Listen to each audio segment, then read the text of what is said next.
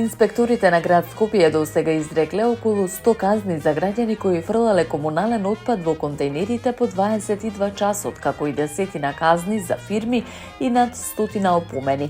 Мерката е воведена со одлука од ноември 2025 година, со која е забрането фрлање ѓубре во периодот од 22 до 6 часот наутро. Казната изнесува 50 евра, а според податоците на градските власти во буџетот досега се собрани над 2000 евра од наплатени глоби. Од град Скопје велат дека забраната значително ја подобрила хигиената во градот и влијаела на навиките на граѓаните. Инспекторатот најавува продолжување на засилените контроли со дежурства во 3 смени, проверки на критични локации, во плане и поставување на видеонадзор за подобра контрола на прекршувањата. Дополнително Советот на градот донесе одлука кафулињата, маркетите и другите деловни објекти да обезбедат посебни контејнери за отпад, со цел да се намали оптоварувањето на комуналните контејнери наменети за домаќинствата.